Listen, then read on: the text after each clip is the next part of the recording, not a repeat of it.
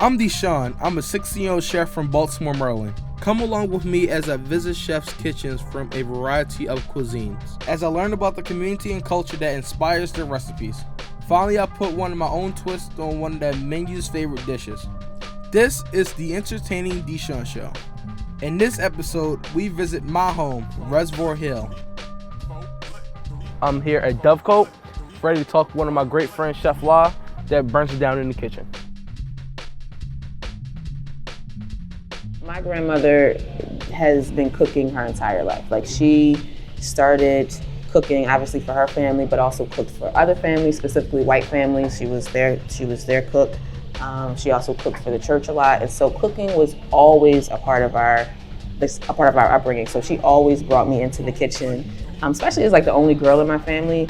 She just like sat me on the floor, and either it was like snapping peas or cleaning greens, or just those little small lessons that I learned from her are things that I think brought me closer to her and brings me closer to other people. When I talk about like showing someone how to cook something, it's less to do with like using fire or ovens, and it's more to do about like actually touching the food, where it comes from and where it's going to end up. So the basics to it are, of course, black beans. We have peppers and onions. We're gonna bind it with a little bit of egg and some breadcrumbs. We have some fresh herbs from Whitelock Farm. Okay.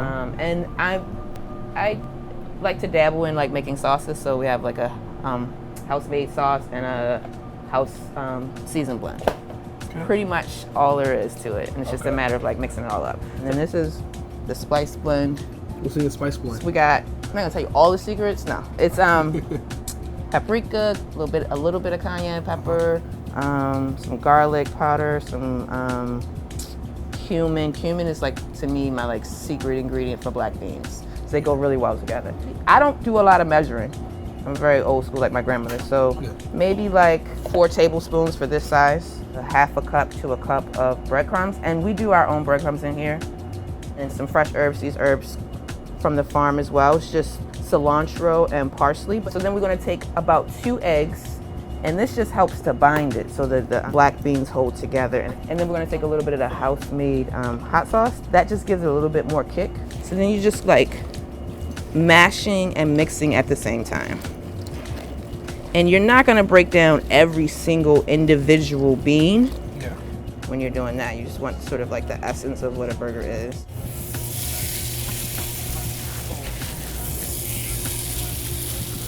And we're just gonna wait to get some color on that.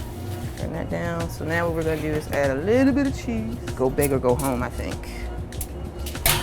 And if you're doing this at home, you can put it on like 360, 380, just enough to melt that cheese down. I like a soft yolk. That to me adds sauce and flavor to it. Yeah. A little bit of salt and pepper. And then I like to give it a little bit more pop. Some red pepper flakes. Yep. A bit. And the secret to like a good fried egg is get it crispy around the outside, right? Then turn your pan off and it'll finish cooking on its own. All right, so once you get a little bit of color on that cheese,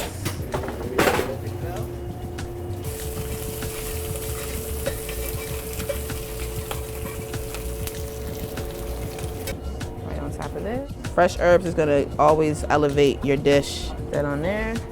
Grab one more thing. I think it's time for me to go home. All right, bye, y'all. It looks good. It has everything on it. It has the lettuce, tomatoes, onions, cheese, mozzarella cheese, fried egg, and that house-made chipotle ketchup. All right, I'm about to cut into it.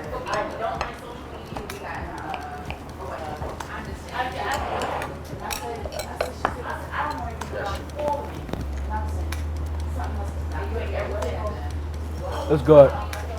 It's good. Get all the flavors at once.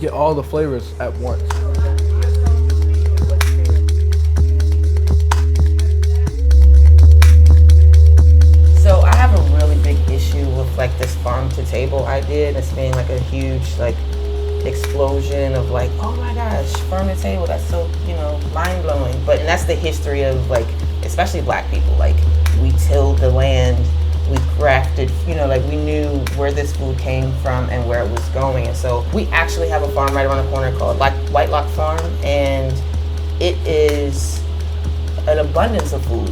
And the biggest issue is that people don't even realize it's there. We walk past it every single day. Mm-hmm. It is flourishing. We get a lot of our produce from there, greens, herbs, salads, tomatoes. A lot of that stuff comes in through to the cafe and then goes out to the community through the dishes that we prepare. But it's also about like having a conversation with the community and saying like, not only can we make this and you can come in and buy it and have a great meal here, but also you too can go around the corner and pick something and purchase something or volunteer your time and actually walk away with an abundance of food that you can like feed your family with, Yeah. So we're here at the Whitelock Community Farm where Chef La gets some of her produce from. So I'm here to get some produce for my black bean burger. So come check it out with me. So the farm started in 2010. A bunch of volunteers from the neighborhood around Reservoir Hill just sort of organized to start farming and working the land. Really just sort of a response to a need in the community. A huge part of our mission is to increase access to affordable, high-quality foods. The closest grocery store is Save-A-Lot, which is probably from our location about a mile. But even just in terms of the quality of food that you're getting there, it's nothing in comparison. Everything we grow here is organic, it's culturally appropriate, it's raised sustainably. We do a lot to guarantee access, so our prices are low. We have a program called Double Dollars. Essentially, if you use EBT, you're paying half price. What would ordinarily be $2.50 for a bunch of greens, you would pay $1.25 for the same bunch of greens. Reservoir Hill is definitely a changing community right now. The neighborhood is very much in flux. Definitely property values are increasing as the city sees increased value here. There's a little bit more investment coming into Reservoir Hill. And quite frankly, the demographics of the folks who are moving into Reservoir Hill is changing dramatically too. Does being a community farm in a city impact crops that grown in the community? I think part of the sort of larger food justice movement is that communities should have a say in what it is that they're eating and what it is that they're farming. We try to make sure that we are servicing sort of the legacy residents of Reservoir Hill first. We want to make sure that it's intentional development and not gentrification. For my black bean burger, I picked up red onions, red bell peppers, and pickles. The zucchini, kale, and green onions all came from our friends at the Whitelock Farm. I had to add a bit of my style to it, so I added zucchini, red onions, and red bell peppers to my patties. To top off this burger, I added pickles with a kale salad with a hint of green onions. For my burger, I used a potato bread bun, and also I made a homemade Obey mayonnaise. Because I'm from Baltimore and we put that on everything. Can't go wrong with a little Obey. I invited my family and friends as well as Lorne and Chef La to have a taste of my twist on Dovecote's Black Bean Burger.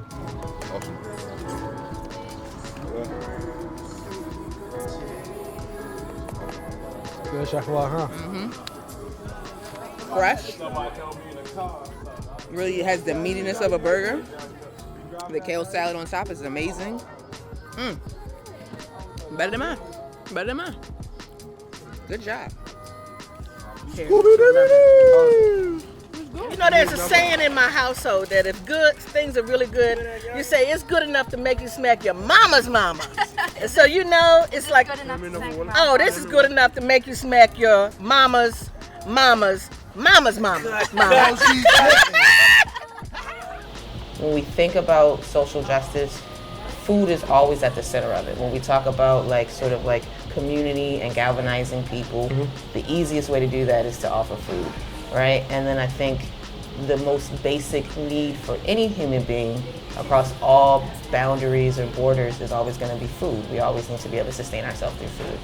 Really, this has become a hub for people to kind of commune about those things. If you can sit down with a good plate of food with someone that you have a connection with and you're trying to do actual community work in a neighborhood, it allows you to sort of do it with a smile do it with love, and do it with your values centered. And I think that's really important here. Like, we center our values, and everything else sort of kind of flows from that space.